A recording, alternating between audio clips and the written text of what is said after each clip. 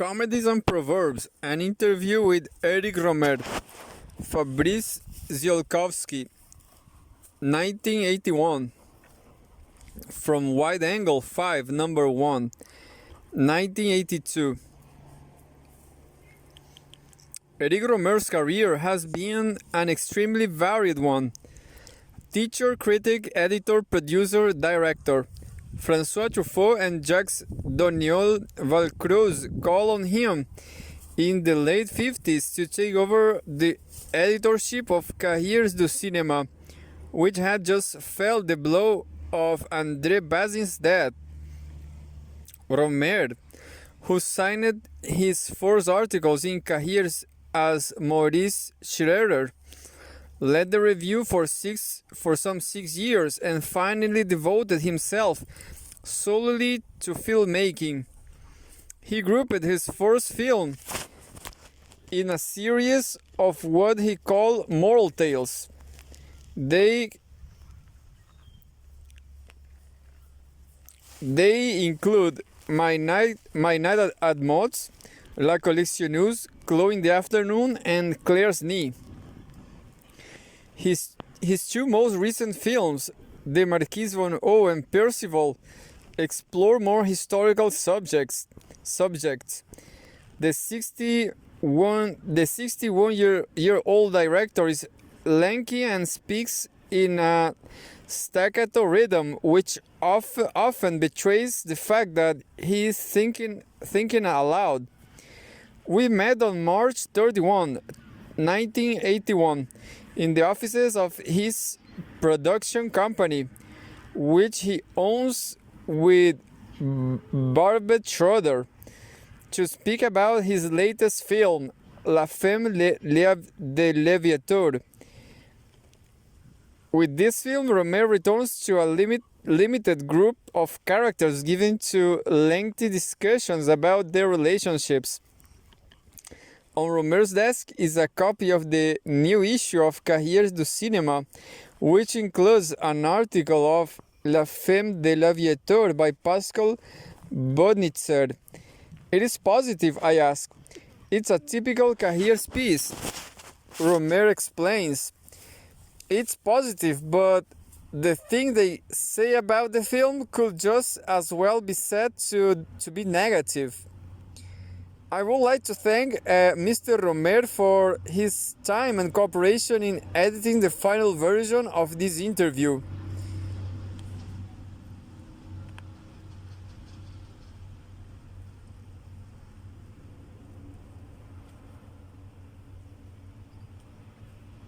Fabrice Ziolkowski. Why La Femme de l'Aviateur now? After two historical films, The Marquise of O and Percival, is this some kind of return to earlier concerns? Eric Rohmer, you might well ask why those two films after the moral tales. They represent a kind of interlude, an intermission. I write very slowly and shoot the films well after having conceived the subject. After the moral tales, I needed a break. There was even some laziness involved. Comedies and Proverbs came to me while I was shooting Percival. A new way of composing a story presented itself to me. A new structure became evident. The structure of the moral tales could have been prolonged, but I limited myself to the 6 tales. While I don't think I will stop with comedies and proverbs, I can continue indefinitely inasmuch as this structure is larger, one without a specific theme. Inasmuch as this structure is a larger one without a specific theme. The subtitle of the film, On ne saurait percer rien, one cannot think of nothing, is a deformed proverb. It refers to a bit of dialogue in the film, What are you thinking about? Nothing. One always think about something, but my proverbs will always be either false ones or those taken against the grain. I don't believe in proverbs anymore than did Alfred de Musset, who also wrote comedies on proverbs. Is to show that I have to moralize in intention, the opposite of the moral tales. The opposite of any truth is correct. There is no formula for truth. It isn't found in assertions, but I mean to stay superficial with these films. I don't want to make profound films. Bazin used to say that there was a profundity on the superficial in American films, but I also think that there is a superficiality to profundity. Fabrice Ziolkowski. Fabrice Ziolkowski. Your mention of Bazin reminds me of something Chabrol said about films with small subjects. In this respect, La Femme de l'Aviateur seems to effect a tie with the new wave in its early period, not only on its economy of production, but in its choice of a fictional subject. In this case, a very brief action is the pretext of the entire story. Eric Rohmer. It's difficult to pin down, for example, in Claire's knee, a small subject, but if we are talking about area covered, all my films, including the Marquise of O, have been taken from short stories. Percival is the exception. I wrote them in that form. They are not taken from novels. In other words, I have rather limited material which could be presented in 2 or 3 pages, and which I have expanded. What really disappoints me when I see novels which have been adapted to film is that everything has had to be tightened up and contracted. I think that cinematic mise-en-scène is an art of expansion rather than contraction. I believe that we must expand the life of something which, then told, would be very short. La Femme de l'Aviateur was written in the form of a 15-page short story, as I've written the next one. At first, I don't think there's enough material, that all I've got is a short film. I then realize that it isn't a short, and that I've even almost been led to write too much. By the way, I like to say that television has brought something that didn't exist before, which is to allow for the adaptation of novels. They are better suited to television series, for example, but I think that 1.5 hour film corresponds more to the short story in literature than the novel. If I were inspired in a novelistic vein, I would be tempted by television, but the conditions under which series are filmed for television are not those which allowed for completely free expression. There are too many constraints. Fabrice Ziolkowski. Did your recent experience in the theater influence your work methods on this film, especially in terms of the acting? How does your conception of acting, which some have called flat in this film, differ from Bresson's? Eric Rohmer. My interest in the theater came from a certain lack of enthusiasm for the raw documentary, a certain type of filmmaking that of the new wave went to the limits and has found its logical continuation in television. We are no longer impressed by someone who speaks as they will in real life because at one point actors thought they had to act. It's not as rare as before. I was drawn by something a little more stylized, a kind of expression not as close to the platitudes of everyday life. At the same time, I never left the natural element in my theatrical experience. I've always refused theatrical oratory. After this existence in the theater, I wanted once again to show people as they speak every day.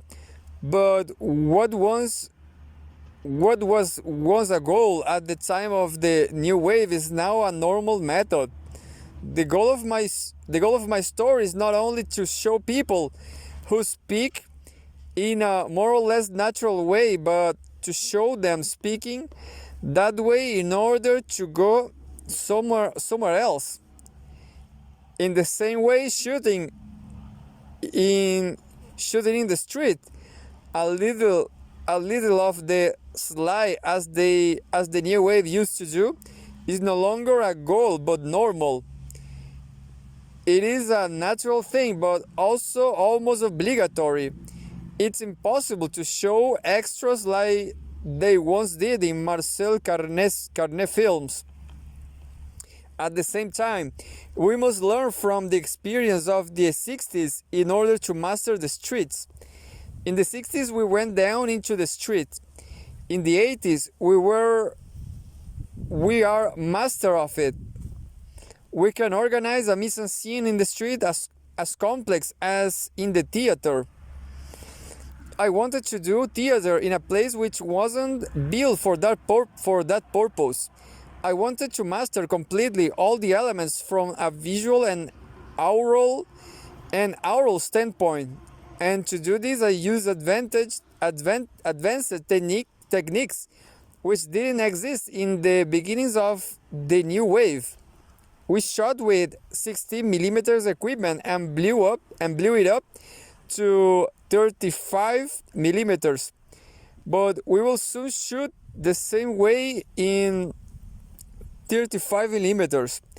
In terms of sound, we mustn't forget that the first films of the new wave were shot in post-synchronous sound. There have been considerable advances, especially in the invention of transmitter microphones and multiple track systems. We had 2 microphones for this film and double tracks which were only mixed later. There was a great deal of work during the mix.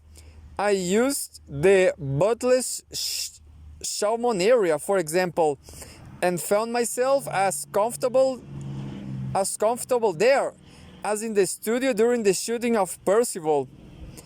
The constraints of the studio, the heat, the noise from the fans, the schedule, the horses, etc., were no worse than those I found in the park. The sightseers, the constantly changing settings, the weather. Therefore, I was as comfortable in the park as in the studio. There was the added pleasure of breathing air, which, even if it isn't the best for you, was very, very pleasant at the time of that time of the year. As far as the acting is concerned, I don't agree that it is flat. I'm looking for what is natural, but everyone has their conception of what is natural. I'm very particular about this point. There are actors who seem to me to speak correctly and those who sound false. Of course, these notions are rather subjective. I'm not really drawn to non-professionals. I think actors speak more correctly than non-actors. There is a certain false theatrical quality into which the actors can be drawn and which I avoided. But I'm also not pleased by the singing quality of the voice of someone who doesn't know how to master his or her voice.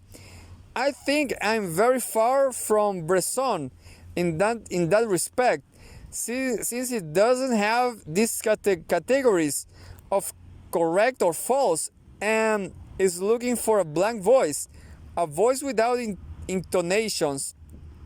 On the contrary, I play on intonations even though they may not be the same as those found in a classic film.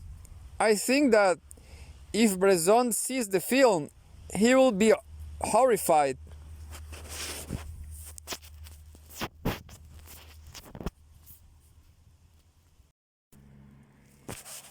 Fabrice Ziolkowski.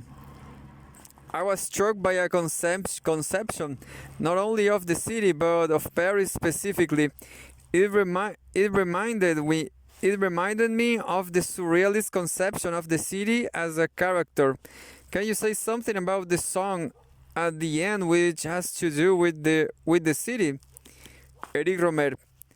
It may look more like Parisian film to you than to a Parisian writer, but I'm happy to see that people notice this.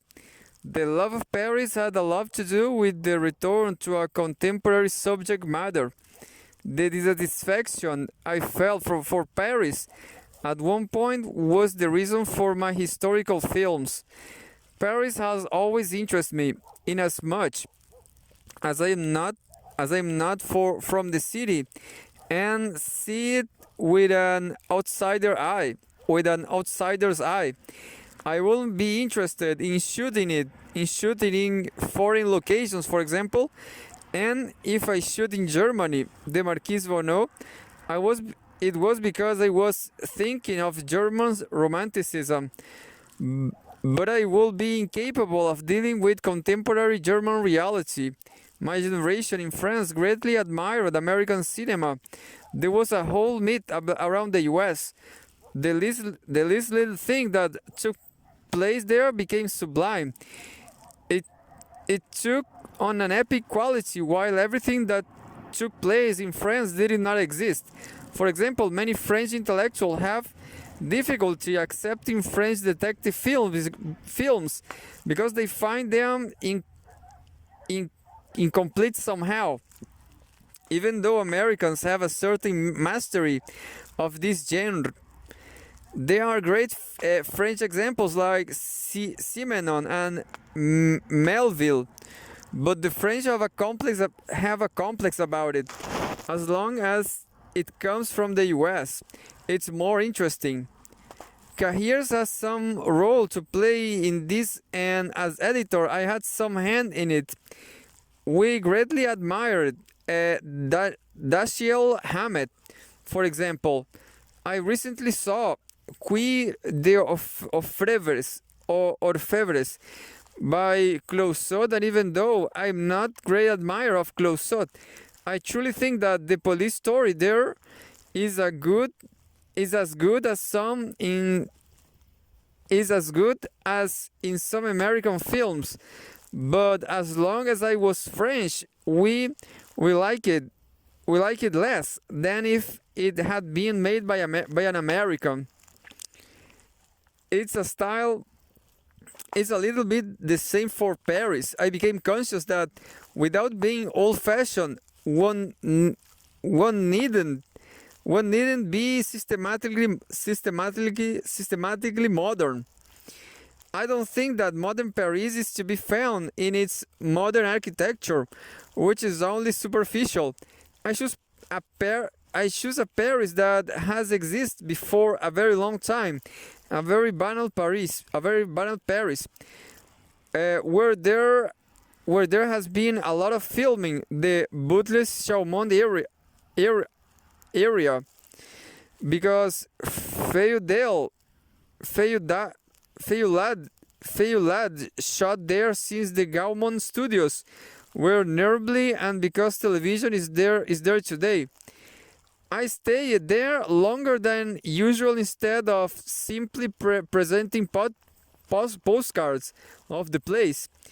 I wanted to give the train station at the beginning of the film more space. I had to choose for the opening title sequence between the train station and the postal workers. Before them, there were to a number of shots of the train station, which would have been very much like Carnet. I wanted to show how, in this 19th century city, a modern way of life has installed itself. The appropriation of an old setting by young people who feel as comfortable in it as if it were something on of their generation. I think this is something specific to Europe, especially to France and Italy, an appropriation of an architectural setting, each time by a new generation. The song was to express this nostalgia for a certain tradition. There is a musical tradition in Paris which is making a comeback in the streets. It seems to be superseding jazz. There's an old-fashioned quality to it. I think it's a living tradition, and on this point I'm very nationalistic. In the 19th century there was a German imperialism in music with the waltz, which was the popular music, and in the 20th century there has been an American imperialism, jazz, etc. But I don't think that European traditions have died off. I think they are enjoying a revival. This is true of Occitan traditions which connected with the Middle Ages, and Percival also had music which tried to be European. I was amused by an American review of Percival, which showed me to what point Americans were often insensitive to this music. I said, it's only good for making school children of Parisian suburbs dance on Saturday nights. For them, it was totally naive and childish music. There is also the Parisian tradition of music. You see, the character was supposed to whistle, and I first saw of having him whistle a blues melody, and then thought, why, after all, we are in Paris.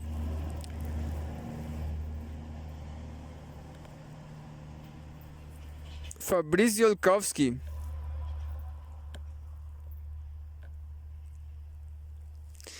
What about the production itself?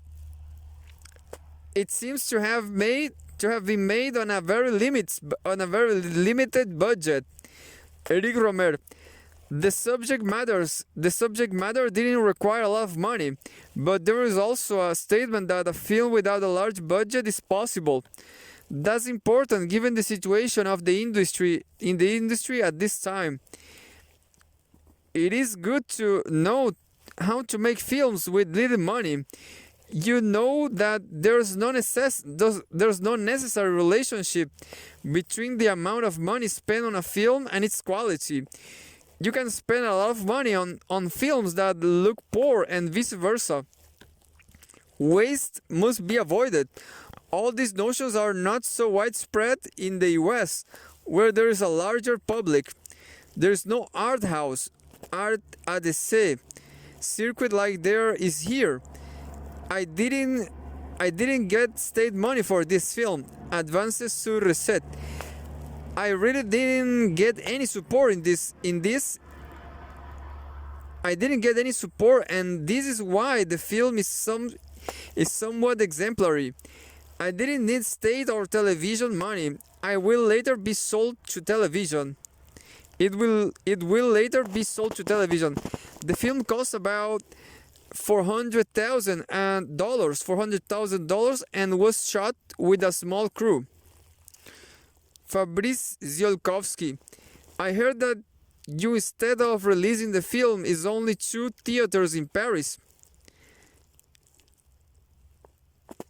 Eric Rohmer, I also realized that there is a distribution system in France which consists of releasing a film in numerous theaters in Paris and the provinces. The final result of which is that a film stays around only for a very short time, no more than 3 weeks in some cases.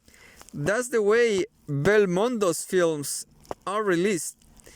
A Belmondo film will sell 280,000 tickets in 1 week, but the second week will be about half of that. Of course, people go see the film because of the recognized value of the star. But for more personal films, films de autor, films which must be reorganized on the merit of the story they tell, we need a certain amount of time. Word of mouth must go out. It's the only way. Otherwise, we'll encounter the auteur star system, which is just as bad. A Bergman film is released and people go see it because it's a Bergman, while they should be given the time to make up their minds. The distributor releases in a great number of theaters, and if people are disappointed, it won't hurt him because they will already have seen it. Sometimes the more difficult a film is, the more theaters it is released in. I'm taking a risk, but the film isn't much of a financial liability since it costs so little. I will certainly break even. It's more advantageous to have 50,000 people in 10 weeks than 50,000 in 2 weeks, with the slim hope of getting 2,000 or 3,000 more in the next 2 weeks. Of course, we needed less money for publicity and for prints. And for a filmmaker, it's totally different. 50,000 people in 2 weeks is a failure, while the same number in 10 weeks is a success. I think that exhibitors will finally see it this way. If they don't, the more personal films will only be able to make it if they contain an element capable of attracting crowds right away. That's a little threatening right now.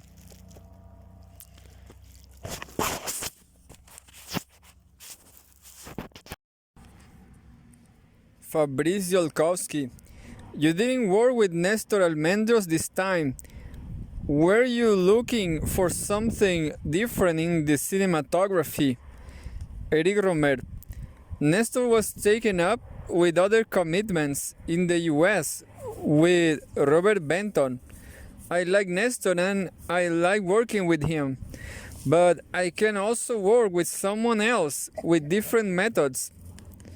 Of course, this is 16 millimeters blown up to 35 millimeters, and it therefore has a less looked after quality than Nestor's work.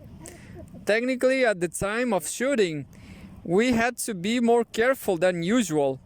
Nestor is very refined and subtle, and he uses very simple means. Other reasons is that since it is blown up at 16 millimeters, we had to take great care in the use of small lens openings like f5.6 or f8. I had the feeling of having done a more professional job. Why did I use 16 millimeters?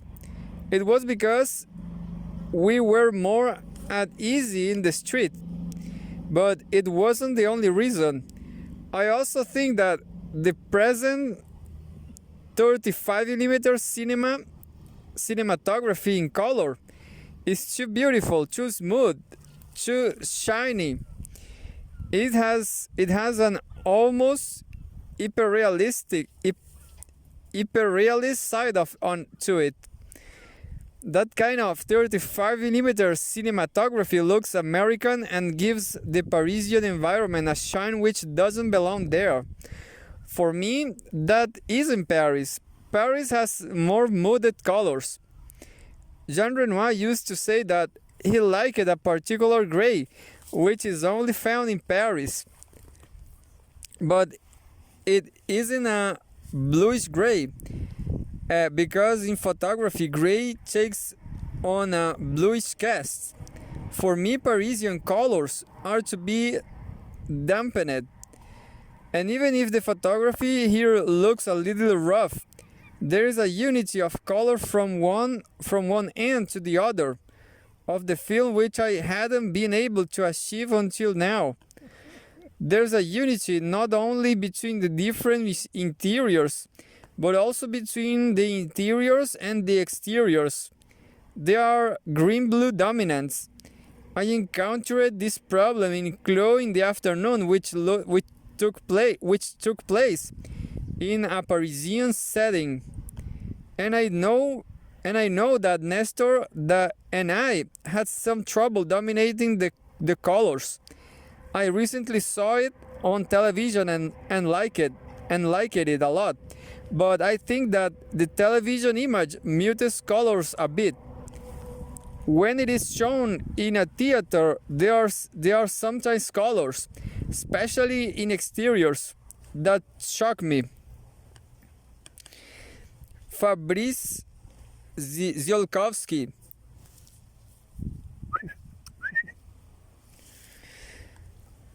What will the next proverb and comedy be? Eric Rohmer. The next one will not take place in Paris, but in a town outside the city, which will not be Clermont-Ferrand. I will largely be made up of interiors. The proverb will come at the last minute.